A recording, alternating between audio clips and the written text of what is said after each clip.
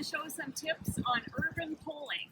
So first thing, when we're setting up our pole, you're going to select a height that's about 2 inches below your own height. So I'm 5'4", so I'm going to set this to 5'2". So I just pull it out to that distance marked on the pole, and then I'm going to tighten it up. Now, just as a note, when you go to untighten, don't grab onto this black part, but you're just going to grab onto the pole itself. This is designed to absorb shock, so you don't actually want to twist that part. Okay, so once you have that set, I'm going to grab my other pole. We're going to take a look at our grips. So there'll be a right hand and a left hand marked on the end. So you make sure you're holding the poles correctly. And then our little booties, so our little feet here, they need to point backwards. So if you just kind of put them between your feet and then straighten out, turn your grip at the top, that'll get them pointing in the right direction. Okay, so we're all set. So now, when we start to walk, we want to kind of step forward with the opposite arm and foot, and it's as if you're going to extend your arm like you're going to shake your hands with someone. Remember the old days when we could shake hands? So we would reach forward to shake their hand, and our poles are kind of almost dragging behind. So we're not going to have them in front like this with our elbows bent. That actually is a technique that we can use, but it's more for creating stability. So we have different booties that are a bell shape that are good for creating more stability.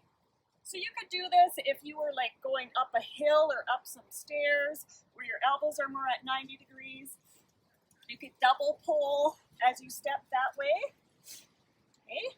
But that's more for creating stability. So if you were going for a good walk at a good pace, if you kept the poles out in front, that actually creates quite a bit of impact.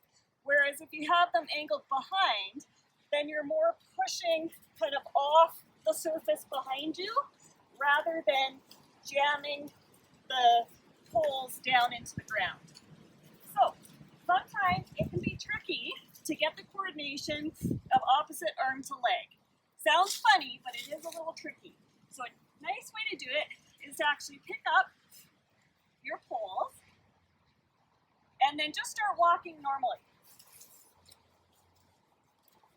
So as you walk, you'll just naturally have opposite arm and leg. But it's getting you used to having something in your hand. So once that starts to feel comfortable, you can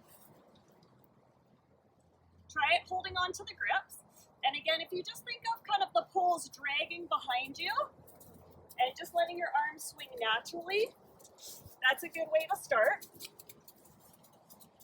And then at some time, you'll start to feel that little friction point as you're pushing the poles behind. And that's when you can really kind of push into the ground a bit to push yourself forward. So right now, I still have my booties on, which are good for asphalt and firm surface. But if I was going to do quite a bit of a walk on the natural grass, I might actually want to take the booty off. So there's just that point, so I have something to dig into the ground. Now, if I was on quite a snow-covered surface, I could put the snow basket on. So what that will do is stop the pole from sinking too far into the snow.